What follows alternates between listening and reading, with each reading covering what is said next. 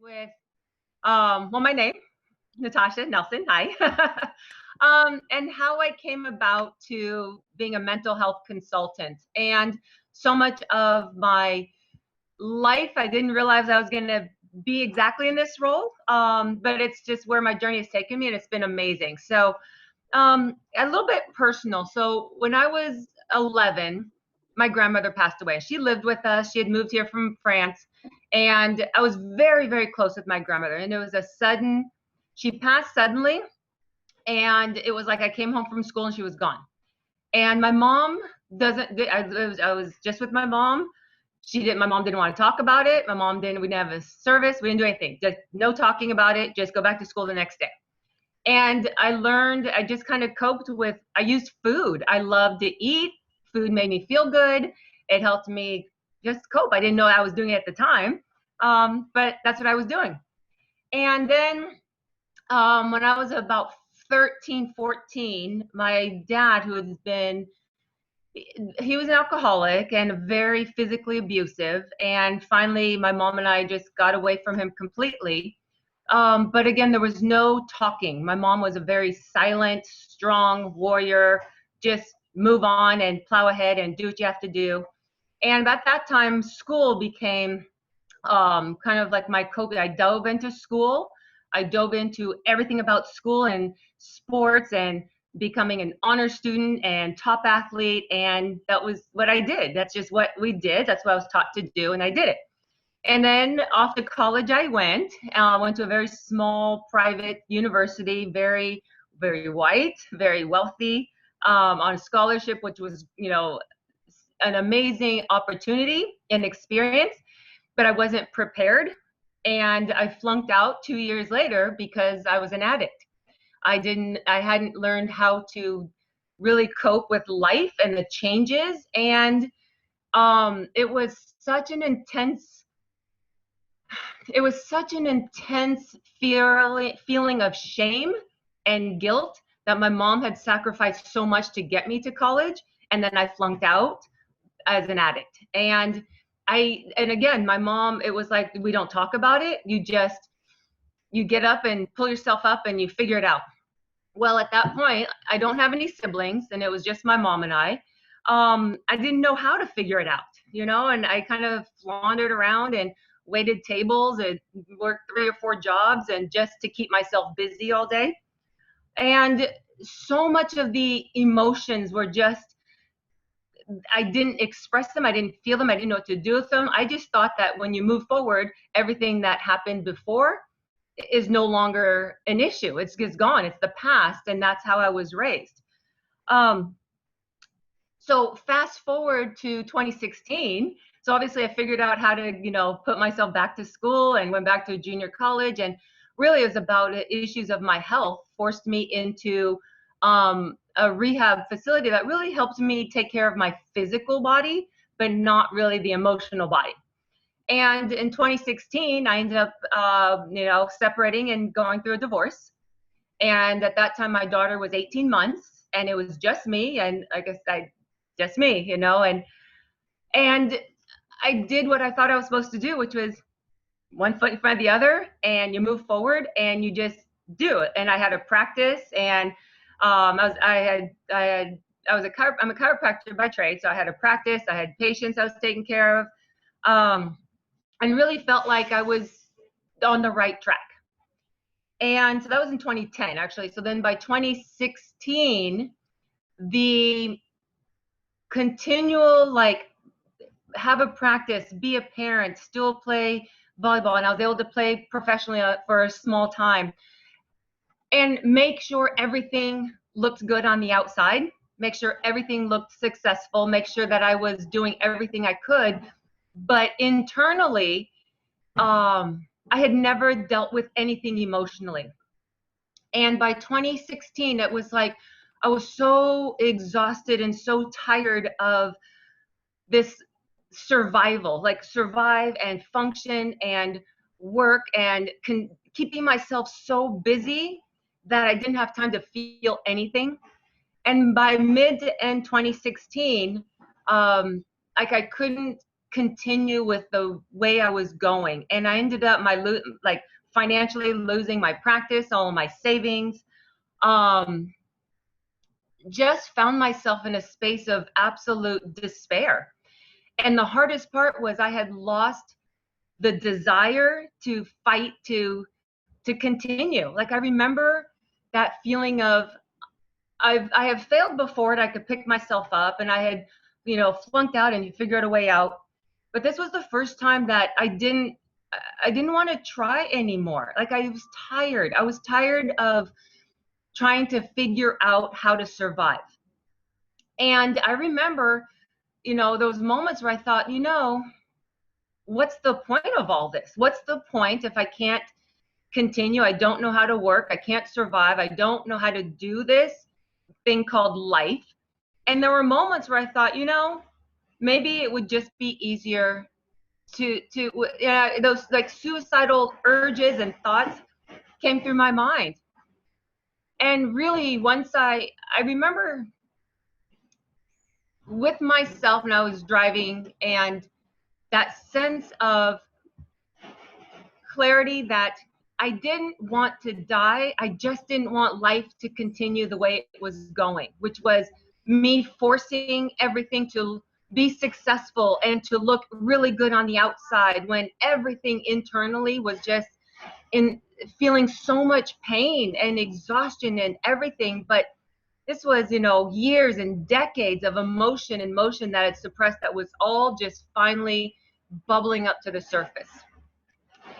And I remember just having a complete breakdown, and it was the hardest and the best thing that happened, because I had a breakdown and I ended up just staying in bed, and probably stayed in bed other than the basic functions of get my daughter to school. I stayed in bed and just cried. I cried and I cried and I cried. It's all I knew how to do. It's all that I felt like doing.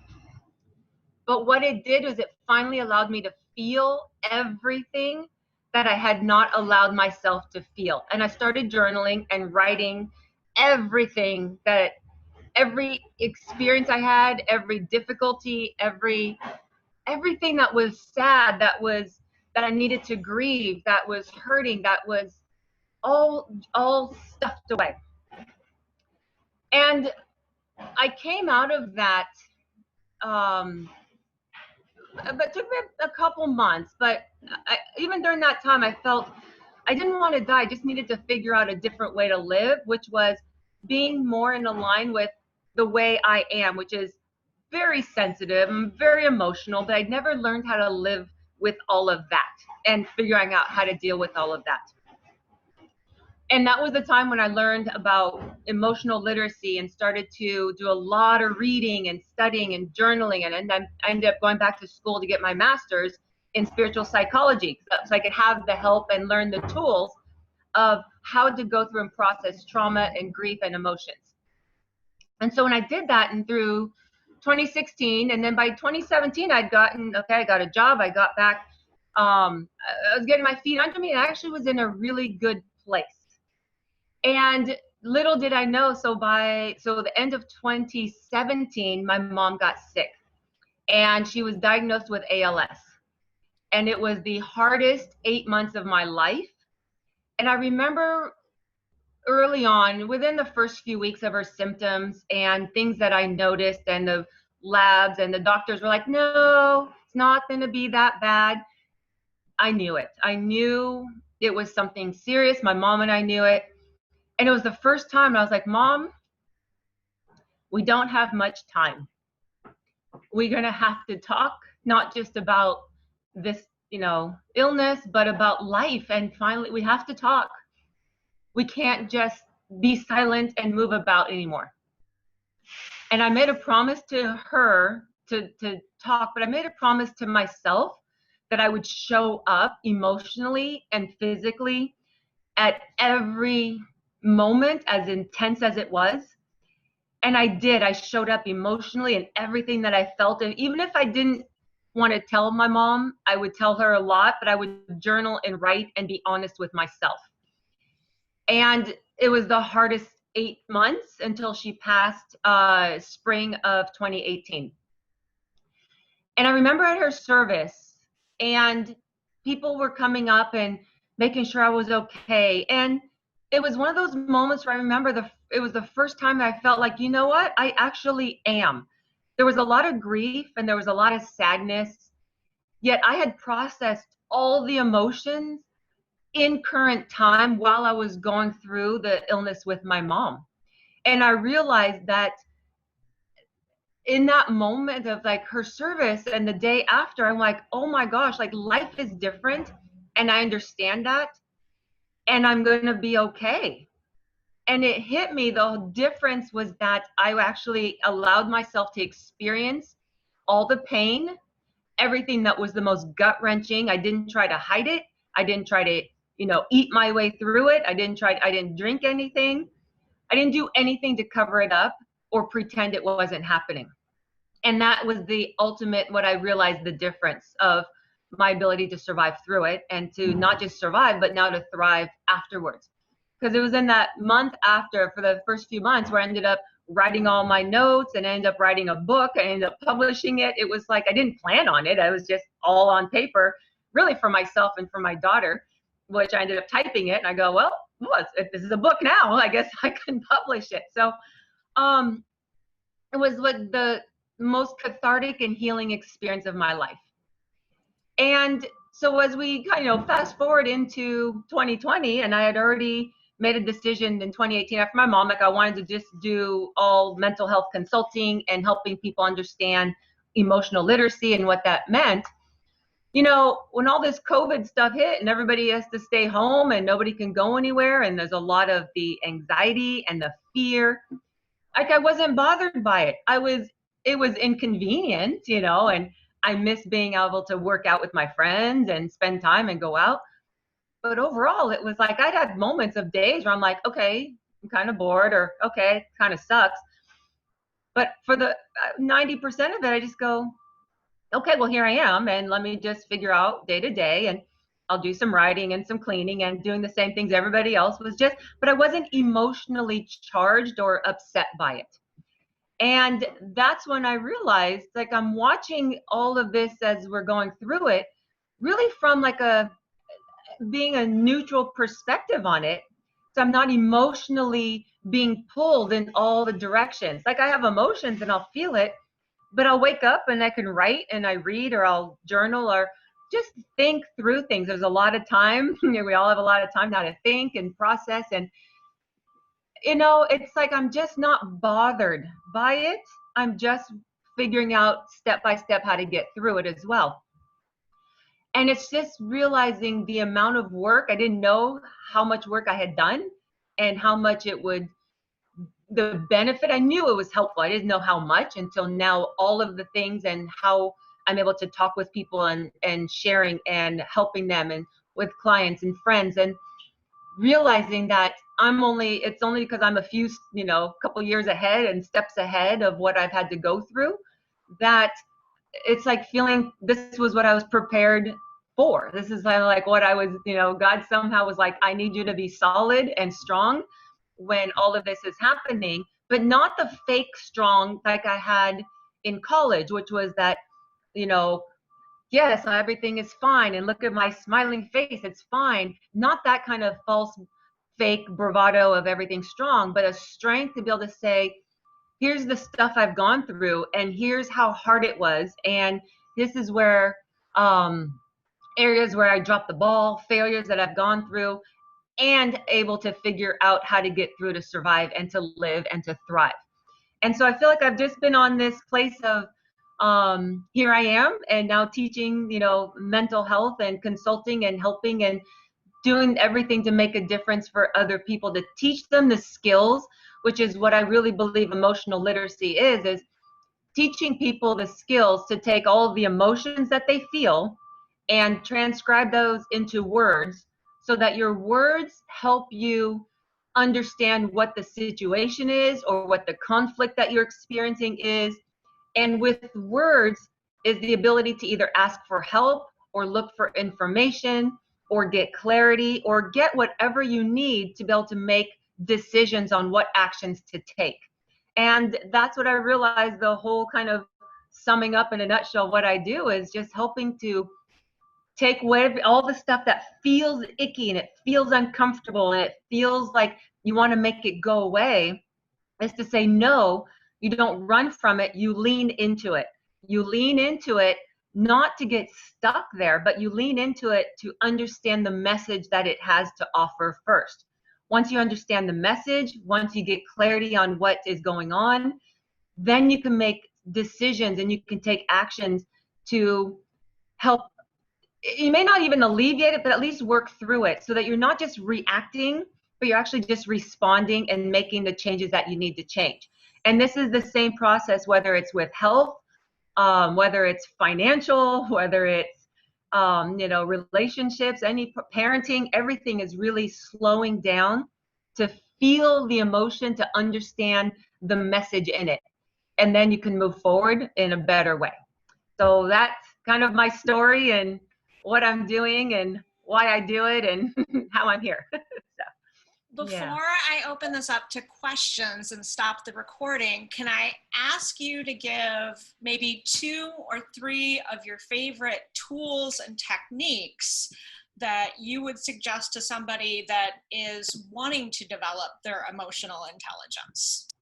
Yes. So for all of you who are parents, you'll understand this, and if not, you'll still get it. I remember when my daughter turned, I guess it was about 3, and and if she started to cry and get upset, I could just ask her, like, Jasmine, what's going on? And she could say, I'm hungry, or she could say, I'm tired, or she could say, I'm scared. And that was like, to be a mother and to just hear her tell me what she needed, and then I could provide what she needed, was kind of a light bulb moment for me as well, to realize the best thing to do is, and tool is, being able to put a word to what you feel. And so much I feel like what we need is expanding our emotional vocabulary, because learning to know, everyone says they feel stressed. Well, stress is actually not even an emotion. It's a physiological response of high blood pressure and increased rapid breathing. So it's not emotion. So your mind can't come up with any solutions to stress. So if you say, oh gosh, I'm hungry, your brain goes, okay, well, let's figure out how to get something to eat. If you say, oh my gosh, I feel really overwhelmed, your brain goes, okay, well, let's figure out something that we need to put on the back burner and take off the to-do list. And so by looking at the expanding our emotional vocabulary, and this is something that you can do even just online, they Google it, but I'll actually have one up on my website in the next couple weeks. I'm working on it. Is just a list of emotion feeling words. And it's learning to identify what you feel. And you don't have to read all the definitions. You'll actually know when you're reading it. You can read a list and you don't know what you feel, and you come across and you go, okay, I feel scared. And then you look and you go, well, maybe I feel angry. And then you go, no, I'm just pissed. And then as you start, you might realize that's not just anger, but it's a rage. And you realize and you're looking at it and you go, rage. And then you go, well, I'm not really scared, I'm terrified, which is a lot of what, we're feeling. And then you start to go, well, I just feel scared because I don't know what's happening. Oh, it's the uncertainty. Okay. It's what I don't know. Okay. So you start to put words that, once your brain hears a word of what you are feeling, it automatically triggers well, what can I do to make a difference? And that's like our own parent in our brain that says, oh, this is what you feel, let me help you. And that's where you start to develop your own way of, I'm not saying you have to do everything alone, but your first step is figuring out for yourself what you can do to get help, or what is it that you need. So download the emotional feeling words. There's no right or wrong one. Some of them have like 5,000 words. I mean, you don't need that many, but just expanding to have an extra, 20 words in your vocabulary, so you can feel the difference between, are you mad at somebody? Or are you feeling envious? Okay, well, envy is more like, they have something that you want, it doesn't mean you want to take it from them. It means you wish that you knew how to get that too. Maybe it's with their health, or maybe it's money. Like, you're wanting that, you just don't know how to. Well, then your brain goes, okay, well, we'll figure something out. And then you start coming up with a plan that automatically moves you into a direction. So that's one of the most important first steps, is the emotional literacy, learning words, learning how to just reading through them and know what they mean for you. There's my long-winded answer. No, that was fantastic. That was absolutely fantastic. Let me